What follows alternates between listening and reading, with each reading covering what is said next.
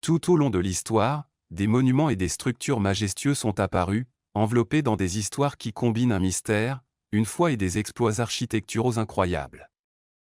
Des légendes anciennes aux exploits d'ingénierie, ces endroits ont fasciné les générations. Soit en raison de son origine mythologique, soit de la compétence impressionnante avec laquelle ils ont été construits, chacun est un témoin du passé et un symbole durable de la culture et de la spiritualité de son temps. Au cours des siècles, ces sites ont été des centres de dévotion, de pèlerinage et d'admiration, chacun avec une histoire unique qui continue d'inspirer ceux qui les rendent visite. Numéro 1. Le Ur-Ziggurat. L'un des vestiges les plus impressionnants de la Mésopotamie antique est le majestueux Ur-Ziggurat, une construction imposante à étapes qui monte dans ce qui est l'Irak aujourd'hui. Avec plus de 4000 ans, ce temple à plusieurs niveaux a été érigé en l'honneur de Nana, le dieu de la lune, à un moment où Ur était l'une des villes les plus puissantes de la région. L'œuvre a été lancée par le roi Urnammu, fondateur de la 3e dynastie d'Ur, bien qu'il n'ait pas vécu pour l'avoir terminée. Son fils, Shulgi, a pris le relais et a consolidé Ur comme une grande puissance de la Mésopotamie. Mais ce temple n'était pas seulement un centre religieux, il représentait le pouvoir politique et la maîtrise architecturale de son temps. Le ziggurat n'était pas seul, mais faisait partie d'un vaste complexe de palais, de temples et de bâtiments administratifs, créant une vision imposante à l'horizon de la ville.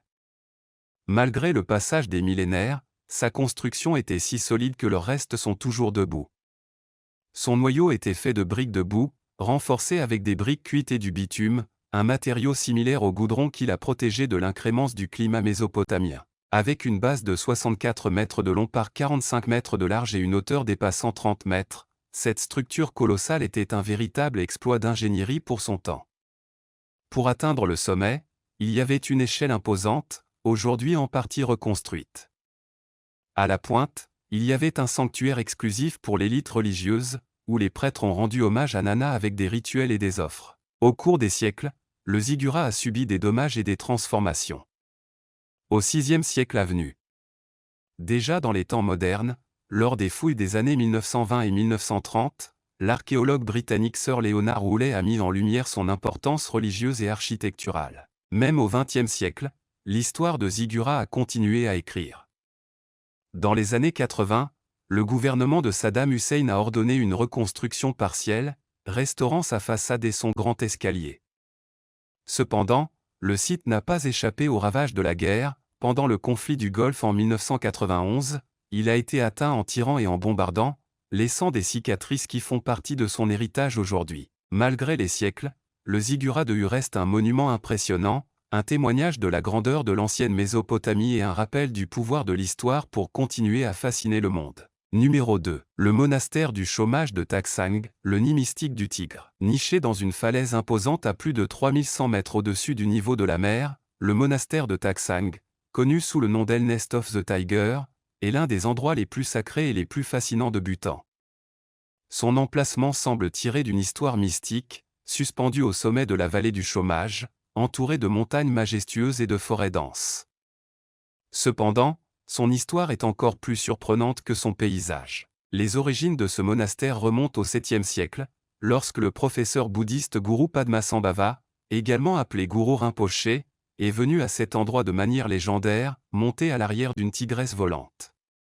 Selon la tradition, cette tigresse était en fait l'une de ses disciples, transformée pour l'accompagner en son voyage spirituel. À son arrivée, Guru Rinpoché s'est réfugié dans une grotte et a médité pendant une période incroyablement précise, 3 ans, 3 mois, 3 semaines, 3 jours et 3 heures. Au cours de cette période, il a soumis des esprits locaux et propagé le bouddhisme dans la région, transformant ce site en sanctuaire sacré pour des générations de moines et de pèlerins. Bien que l'endroit était déjà un important centre de méditation, ce n'est qu'en 1692 que le 4e Druk Desi, Tenzin Rabji, a ordonné la construction du monastère que nous connaissons aujourd'hui. Sa conception remet en question la logique architecturale, elle semble fusionner avec la montagne, comme si elle avait poussé le rocher lui-même. Le complexe est composé de 4 temples principaux et de plusieurs résidences monastiques, toutes connectées par des chemins étroits et des escaliers directement sculptés dans la roche. Leurs balcons, au bord de l'abîme, offrent des vues impressionnantes sur la vallée du chômage, où le vent et la brume créent une atmosphère presque irréelle. Visiter ce site est une expérience unique, où chaque étape est un mélange d'étonnement et de vertige. Le nid du tigre n'est pas seulement un monastère, c'est un symbole de la foi, de l'histoire et du lien inébranlable entre l'être humain et le divin. Des falaises sacrées de Bhutan au temple du millénaire de l'Inde, le monde est plein d'espaces où le spirituel et l'architectural sont entrelacés de manière surprenante. Numéro 3. Hallgrímkirkja, la cathédrale de lave au cœur de Reykjavik. Domant l'horizon de Reykjavik avec son imposant de 75 mètres de haut, Hallgrímkirkja n'est pas seulement la plus grande église d'Islande, mais aussi l'un des bâtiments les plus élevés du pays. Que vous marchiez dans les rues de la capitale ou que vous atterrissiez à l'aéroport, sa silhouette indubitable ressemble à un colosse de pierre qui semble défier le ciel. Ce monument n'est pas seulement un joyau architectural, mais aussi un hommage au clergé poète et insulaire du XVIIe siècle, Hallgrímur Pétursson, auteur des célèbres Hymns of Passion. Cependant, sa conception ne suit pas les canons des églises européennes traditionnelles.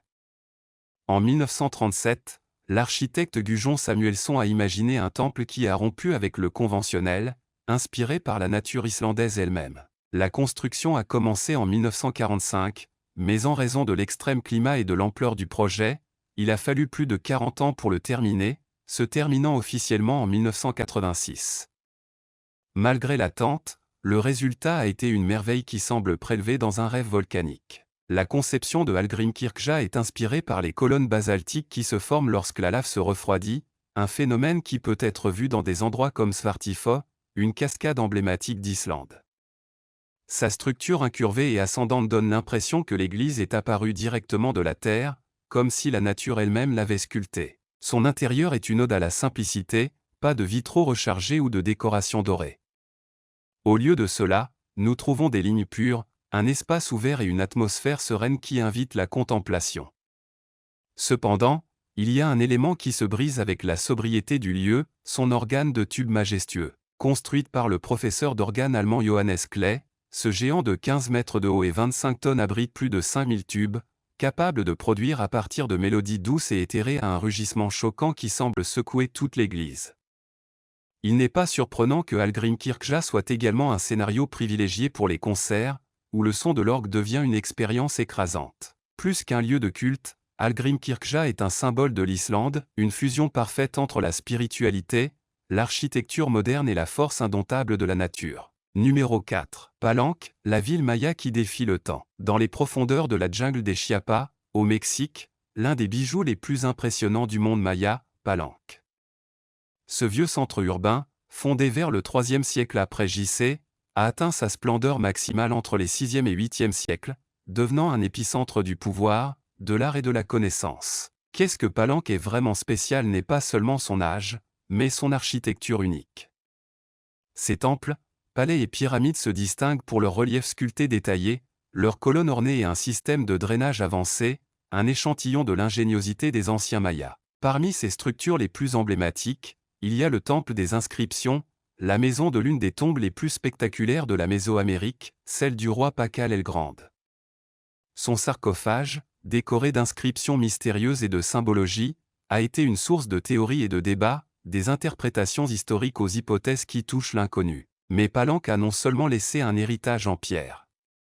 Ces inscriptions hiéroglyphiques ont été essentielles pour déchiffrer l'histoire maya, révélant des informations sur leurs dirigeants, leurs batailles et leurs rituels religieux.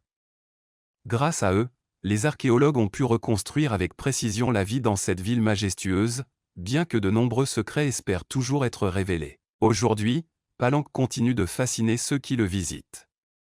Ses ruines émergent parmi la végétation épaisse, créant un paysage qui semble tiré d'un film d'aventure. Un témoignage silencieux d'une civilisation qui, bien que manquante, continue de laisser une marque sur l'histoire du monde. Numéro 5. Sigiriya, la force dans le rocher qui a mis au défi le temps. Au cœur du Sri Lanka, une roche colossale de plus de 200 mètres monte sur la jungle, dominant le paysage comme un témoignage de pouvoir et d'ambition. Sigiriya, également connue sous le nom de la Rocca del Lion, n'est pas seulement une merveille naturelle, mais aussi l'une des forces les plus impressionnantes du monde antique. Son histoire remonte au 5e siècle, lorsque le roi Kashyapa, après avoir renversé son propre père, a cherché refuge dans cet imposant monolithe pour se protéger de son demi-frère Moggallana, l'héritier légitime. Dans sa tentative désespérée de consolider son pouvoir, il a transformé Sigiriya en une ville fortifiée sans égale. Au sommet de la roche, Kashyapa a construit un somptueux palais, entouré d'entrepôts, de terrasses et d'un système de jardins symétriques avancé, conçu avec une précision qui étonne même des archéologues modernes. Mais le plus impressionnant de tous sont les peintures murales des jeunes filles de Sigiriya, des peintures de femmes ornées de bijoux exquis qui ont duré plus de 1500 ans, conservant leurs couleurs vibrantes et leurs détails complexes. Après la chute du roi Kashyapa, Sigiriya a cessé d'être un palais royal et est devenu un monastère bouddhiste avant d'être revendiqué par la jungle. Ce n'est qu'au XIXe siècle que les explorateurs britanniques ont redécouvert leurs secrets, révélant au monde la grandeur de cet endroit. Aujourd'hui, Sigiriya continue de captiver ceux qui le visitent. Monter pour ses escaliers raides et traverser l'entrée monumentale sous la forme de griffes de Léon est une expérience qui transporte vers une autre époque, un rappel que certaines merveilles du passé défient toujours le passage du temps. Numéro 6. Valeriana, la ville maya a perdu sous la jungle de Campeche. Dans la profondeur de la jungle dense de Campeche, au Mexique, une découverte archéologique sans précédent a révélé les restes d'une vieille métropole maya. Avec une extension de 16,6 km² et plus de 6000 structures, la ville de Valeriana a été révélée grâce à la technologie LIDAR, qui permet de détecter des constructions cachées sous la végétation. Ce site, qui date de la période classique maya, 250 à 900 après Christ, présente une planification urbaine sophistiquée, avec des carrés, des pyramides, un jeu de balles et un système de stockage d'eau complexe, qui suggère une civilisation hautement organisée. La conclusion a été possible grâce à une analyse des données environnementales de 2013, lorsque l'étudiant doctoral Luc Thomas a étudié les émissions de carbone. Ce qui a commencé comme une surveillance écologique a fini par révéler une ville oubliée par le temps. Des chercheurs de l'Institut national d'anthropologie et d'histoire, INA, et d'universités américaines ont déterminé que Valeriana est la deuxième plus grande ville maya, seulement après Calakmul. Sa conception urbaine est comparable à celle d'autres grandes colonies telles que El Mirador et Bécan, avec deux noyaux monumentaux interconnectés par les routes et un système avancé de collecte d'eau. Cette constatation redéfinit non seulement ce que nous savons de la civilisation maya, mais suggère qu'il y a encore des villes à découvrir dans les profondeurs de la jungle. Quels autres secrets cache le monde maya? Numéro 7. Naksh Rostam. Il s'agit d'un site archéologique fascinant situé près de l'ancienne ville de Persépolis, en Iran. Cet endroit est connu pour ses reliefs impressionnants sculptés dans les falaises et les tombes monumentales des rois achéménides. Parmi les monarques enterrés ici sont Dario I, Géri I, Artajerje I et Dario II. Les façades de ces tombes sont sculptées dans la roche en forme de croix, connue sous le nom de croix perse. En plus des tombes, Naksh Rostam abrite des Sasanides qui représentent des événements historiques importants et battent des scènes.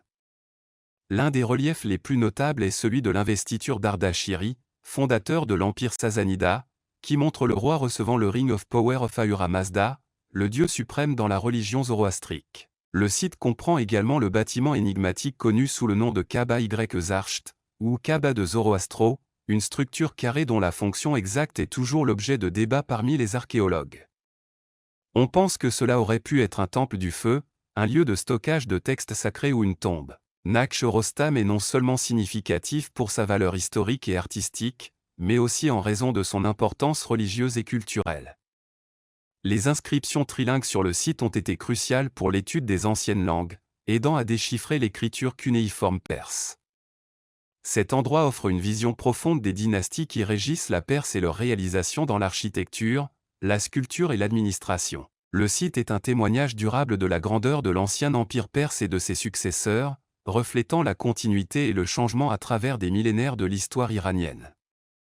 Naksh Rostam reste une destination importante pour les universitaires, les touristes et les personnes intéressées par le riche patrimoine culturel de l'Iran. Numéro 8. L'île de la Lune est une petite île située dans le lac Titicaca, à la frontière entre la Bolivie et le Pérou, à plus de 3800 mètres d'altitude. Connue pour sa beauté tranquille et sa signification historique et culturelle, cette île de taille modeste est chargée de mystères et d'ensementeaux.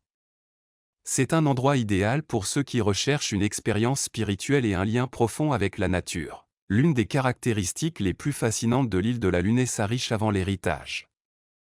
On pense qu'il s'agissait d'un important centre religieux de la civilisation Tiahuanaco, qui habitait la région bien avant l'expansion de l'Empire Inca. Sur l'île se trouvent des ruines d'anciens temples et structures, comme le temple de la Vierge de la Lune. Selon les légendes locales, cet endroit était dédié au culte de la Lune et aux cérémonies religieuses des cultures andines. Entouré d'un paysage impressionnant, l'île de la Lune offre une vue panoramique sur le lac Titicaca et les montagnes environnantes. Les eaux du lac, qui sont parmi les plus élevées du monde, reflètent un ciel clair et transmettent une sérénité qui attire ceux qui cherchent à échapper à l'agitation de la vie quotidienne. Malgré sa petite taille, l'île a une grande importance culturelle et spirituelle pour les communautés locales. C'est toujours un lieu de pèlerinage et de célébration des rituels andins. Pour se rendre sur l'île de la Lune, il est nécessaire de prendre un navire de l'île voisine du Soleil, un autre site sacré et touristique de la région.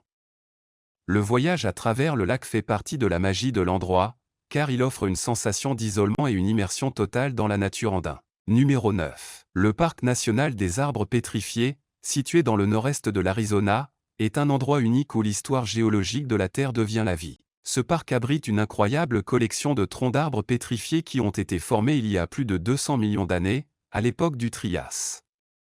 À cette époque, la région était une forêt tropicale, et lorsque les arbres sont tombés, ils ont été traînés par les rivières et enterrés dans des sédiments riches en minéraux. Au fil du temps, un processus de pétrification a remplacé le bois organique par des minéraux tels que le quartz, créant des troncs de pierre impressionnants qui conservent des détails tels que les anneaux de croissance. Aujourd'hui, les visiteurs peuvent explorer ces gigantesques troncs pétrifiés à travers des sentiers tels que le chemin Blue Mesa et la forêt de cristal, qui traversent un paysage désertique marqué par des formations rocheuses colorées. Le parc se distingue non seulement de ses troncs, mais aussi de ses fossiles et de ses formations géologiques, qui offrent une fenêtre au passé de la Terre. En plus d'être un site paléontologique important, le parc national des arbres pétrifiés est une destination visuellement fascinante, où la beauté naturelle et l'histoire ancienne se trouvent dans tous les coins. Numéro 10. Göbekli Tepe. C'est un site archéologique du sud-est de la Turquie qui a révolutionné notre compréhension de la préhistoire. Découvert dans les années 1960 mais excavé de manière approfondie des années 90, Göbekli Tepe est considéré comme le plus ancien temple du monde, avec une antiquité d'environ 11 000 ans, ce qui la place au néolithique, bien avant l'invention de l'écriture ou de la roue. Le site se compose d'une série d'énormes structures circulaires et ovales, dont certaines sont décorées de tailles complexes d'animaux et de figures abstraites. Ces structures sont formées de piliers monolithiques sous la forme de T, dont certains atteignent jusqu'à 6 mètres et pèsent plusieurs tonnes. Les archéologues pensent que ces pierres ont été sculptées et érigées par des communautés de chasseurs-cueilleurs, ce qui remet en question la théorie précédente selon laquelle seules les sociétés agricoles sédentaires pouvaient construire des monuments aussi complexes. Göbekli Tepe n'est pas seulement remarquable pour son âge, mais aussi pour sa sophistication artistique et technique. Les tailles d'animaux, qui comprennent les lions, les taureaux, les renards, les serpents et les oiseaux, sont étonnamment détaillés et montrent un haut niveau de compétence et de connaissance. Ce site suggère également que la construction de monuments religieux aurait pu être un facteur crucial dans la cohésion sociale et dans la transition des communautés nomades aux sociétés agricoles. La découverte de Göbekli Tepe a soulevé de nouvelles questions sur la nature de la religion et de la société en préhistoire. Par exemple, il est examiné si ce site était un lieu de culte pour diverses communautés ou s'il avait d'autres fins, comme un centre d'échange ou un lieu de rencontre. De plus, le fait que les structures les plus anciennes sont les plus sophistiquées ont conduit les chercheurs à reconsidérer comment les compétences constructives et artistiques ont évolué dans le passé. Göbekli Tepe reste un site d'excavation actif et un sujet d'études archéologiques intenses. Chaque année, les nouvelles découvertes continuent de révéler des informations sur cet endroit mystérieux, fournissant des indices sur les premières croyances et pratiques humaines. En résumé, Göbekli Tepe a non seulement changé notre vision du passé, mais a également ouvert de nouvelles façons de comprendre les origines de la civilisation humaine. Numéro 11. L'église la plus dangereuse du monde. Dans la région de Tigray, en Éthiopie, il y a l'une des églises les plus impressionnantes et les plus dangereuses du monde, San Abunaye Matagu. Cette église, fouillée dans le rocher et située au sommet d'une falaise, est une destination qui remet en question la foi et le courage de ses visiteurs. Pour se rendre à San Abunaye Mata, les pèlerins et les touristes doivent faire face à une montée vertigineuse de 200 mètres, y compris des sections raides et non protégées, ce qui fait de ce voyage un véritable test des nerfs et de la détermination. San Abunaye Matagu, construit au 5e siècle, est célèbre non seulement pour son emplacement extrême mais aussi pour ses fresques impressionnantes et son architecture ancienne. L'église est un sanctuaire qui semble peser du ciel et offre une vue spectaculaire sur le paysage des montagnes de Tigray. Malgré le défi qui représente y arriver, de nombreux croyants considèrent l'effort comme un acte de dévotion et de pénitence. La montée commence par une montée rocheuse qui nécessite de l'escalade et parfois même de l'escalade à l'aide des mains et des pieds. Les derniers mètres sont les plus intimidants, avec un passage étroit qui borde la falaise et une fin qui comprend une escalade verticale de plus de 5 mètres sans aucun équipement de sécurité moderne. Malgré les risques, la récompense lorsqu'il atteint l'église est inégalée, une expérience spirituelle unique dans un lieu de beauté et de sérénité incomparable. L'intérieur de San Abunayemata est tout aussi impressionnant, avec des murs décorés de vieilles fresques qui représentent des scènes bibliques et une atmosphère qui semble arrêter le temps. La combinaison de l'art, de l'histoire et du sentiment de réalisation en surmontant l'ascension dangereuse fait de cette église un destin extraordinaire et sacré. San Abunayemata Gu est l'un des bijoux cachés de l'Éthiopie, un témoignage de la dévotion et du courage de ceux qui l'ont construit et de ceux qui osent encore le visiter aujourd'hui. Pour beaucoup, l'église n'est pas seulement un lieu de culte, mais aussi une puissante métaphore de la foi humaine et de la résilience, remettant en question les limites du corps et de l'esprit.